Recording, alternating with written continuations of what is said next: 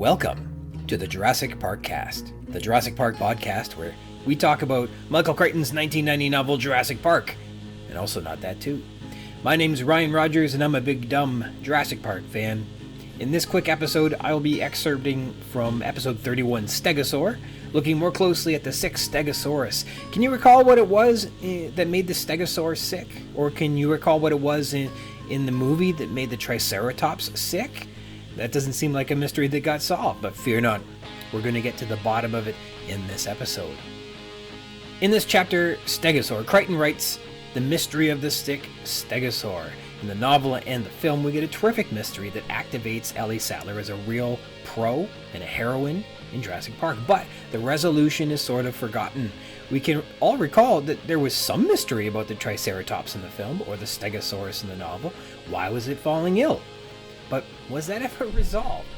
Why were they getting sick after all? Well, here's what we get in the novel. This is an excerpt from the synopsis in episode 31. Dr. Harding. He carries a flashlight to inspect the stegos' mouth, we see on 155. He has a difficult time with the stegos. They're always getting sick. Well versed in the illness's symptoms and the stegosaur feeding patterns, Dr. Harding expects the effects of the tranquilizer to be myotic pupillary constrictions, but instead the pupils are dilated. I'll be damned, he says, identifying the pharmacological effect. Spielberg made sure Dr. Harding said I'll be damned in the movie, too. Gotta represent Dr. Harding on the screen, eh? Harding knows the West Indian Lilac is toxic, but attests that the animals don't eat it. He's watched the animals feeding and inspected their spores. The stegosaurs, quote, never eat the lilac bushes. He reiterates, quote, they don't eat it. Harding also refutes that the eggshell is a dinosaur egg, because he believes, nay, he knows that, quote, the dinosaurs can't breed, he says on 160. Denying the egg suggests that Harding refutes ideas and observations that don't jive with his work, which is probably explaining how it is that he's overlooked so many things in the park, because there are a load of things that he should have noticed. Ellie Sattler. Ellie speaks with Tim when he starts asking questions on page 154, and she recognizes the, quote, peculiar odor like rotting fish on 155, and relates with Lex over the ill stego. She identifies the tongue blisters as microvesicles, just like in the movie. She picks up blisters with her fingernail, revealing a clear liquid.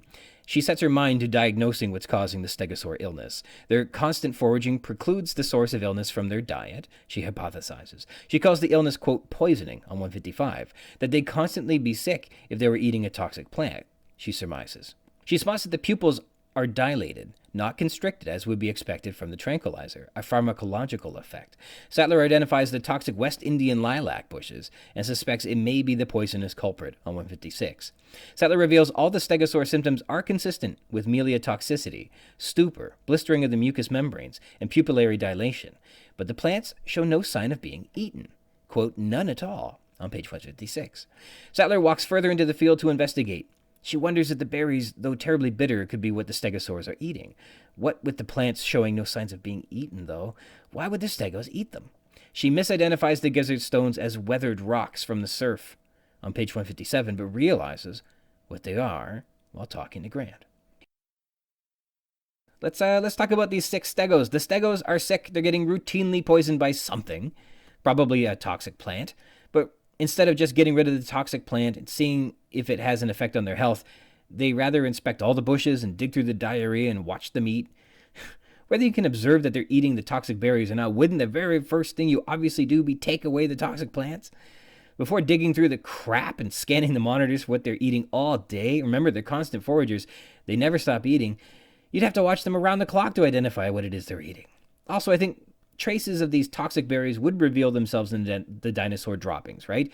I mean, if they can inspect the droppings to spot whether the West Indian lilac isn't in them, wouldn't they also be able to tell if the West Indian lilac berries were in there at the same time? Without thinking too deeply on the matter of the sick stegos, we can agree that this little plot point is a bit contrived, but to good effect. Sattler is a great character, and this is a time for her to make an impact in the park. As a scientist, consultant, paleobotanist, and apparently a regular old botanist too, she's a tenacious problem solver, and she really shines in this moment, and there's no wonder this moment was specifically adapted into the film. And to follow those clips up about what we got in episode 31, here is an excerpt from episode 5, The Beach, where I spoke with paleontologist Dr. Jordan Mallon about the the quality of Dr. Harding's veterinary skills in Jurassic Park.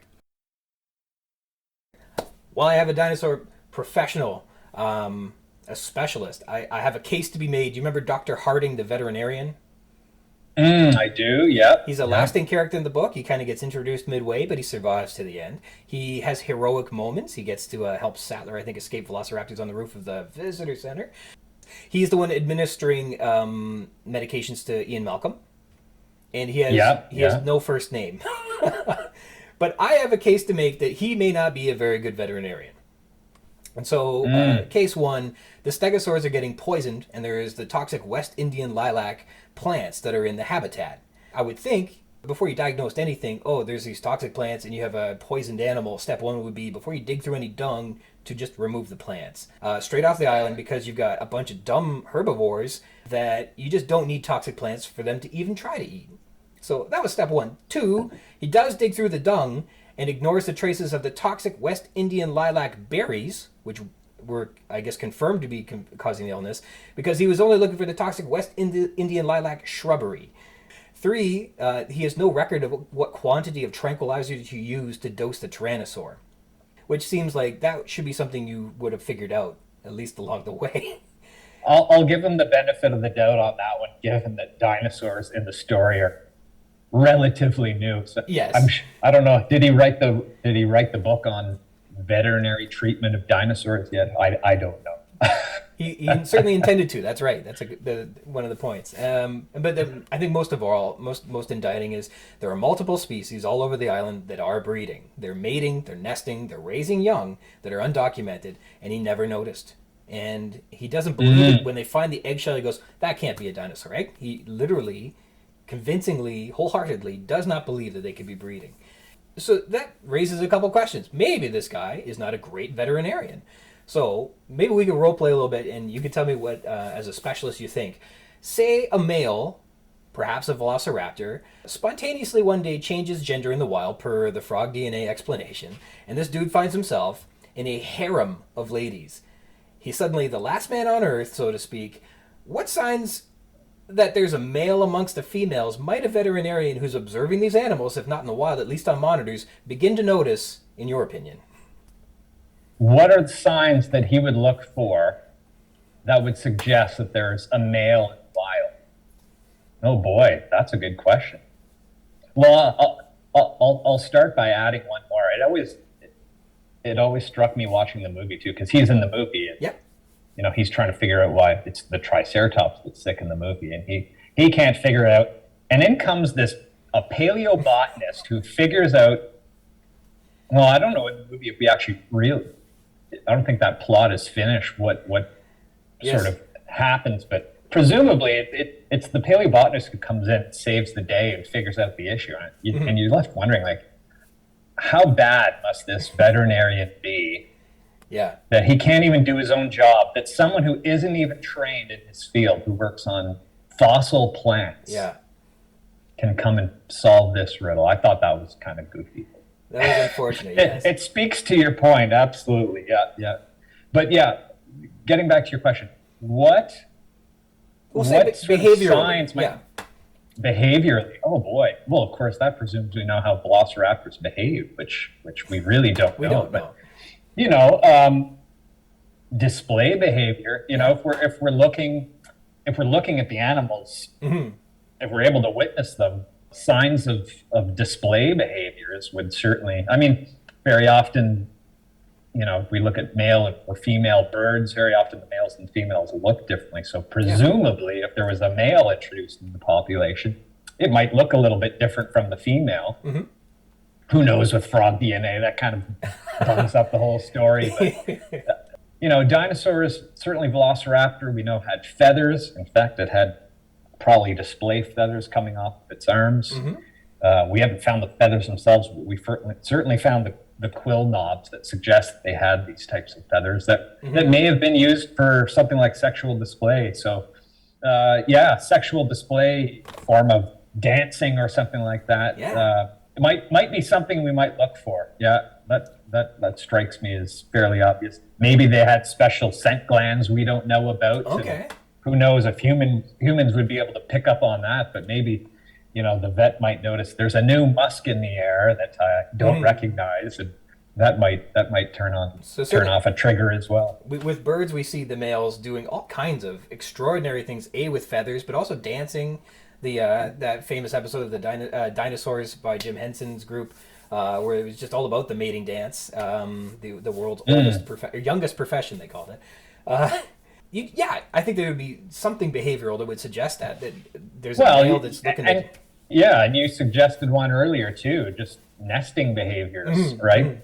What the hell are they doing creating nests for and laying eggs if there's no males on the island to breed with? That even if you don't have the eggs, if you see the dinosaurs building a nest, often nesting behavior is triggered by the act of being gravid, of carrying eggs. So you see your dinosaurs start nest building. In this case, I think the velociraptors built their nest on the beach or something like that, underground. That might lead you to wonder what's going on there. Yeah, they're supposed to be underground and nocturnal. The reason they couldn't observe all of this behavior is that they're nocturnal. But that seems a little... that means, it's fairly species specific when we know that there are other species on the island that are also reproducing. And it falls a little short. Like, they're supposed to be on monitors, I guess.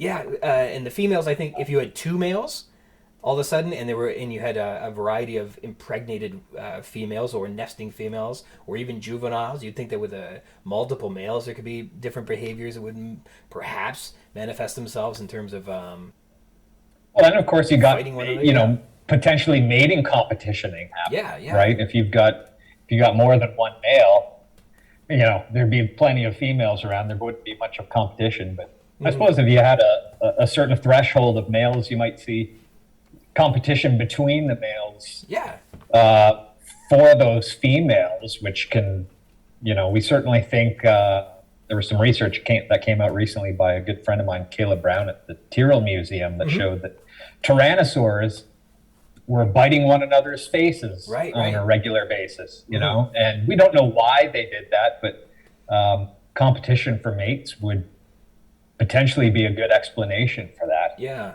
So dinosaurs certainly did that, and if you saw it in a wild population of dinosaurs that you thought were otherwise all female, you go, what are they competing for? I'll see lots of pictures of, and not that jungle cats are analogs to dinosaurs by any stretch. I don't know that they're analogs for anything, but jungle cats, you'll see tigers and cheetahs and stuff like that are beautiful looking animals, but lions are commonly thrashed across the face. They have these scars and deep wounds and just, man, I don't think there's a single good thing about being a lion. They find a lot of trouble everywhere they go. The only ones they have to worry about are themselves, more or less. I guess that's the good thing about being a lion, but even then you've still got to worry. And it was very much the case with dinosaurs too, again, getting back to those tyrannosaurs who were constantly biting one another's faces. That couldn't have been pleasant. No, I bet they're digging at the same carcass or something, and could be they were fighting over resources, fighting for mates, fighting for territory. Who the heck knows? Well, I guess they certainly weren't going to be swinging their arms at each other. I mean, they had kind of the one superlative weapon to stop things, and that was their huge head. So it's all in the teeth, And crocs do the same. You'll often see pictures of crocs with half their face bitten off, and somehow they still manage to eke out a living. But they bite one another's faces too. Actually, that's part of Caleb's work. He was able to show this very same traces in modern alligator skulls. So there's a nice comparison there, a nice analog. All right, a big thanks to Dr. Mallon for being on the show a couple different times. I'll just wrap up my final concerns with Dr. Harding, and then we'll get into specifically identifying the Sick Stegosaur culprit once and for all.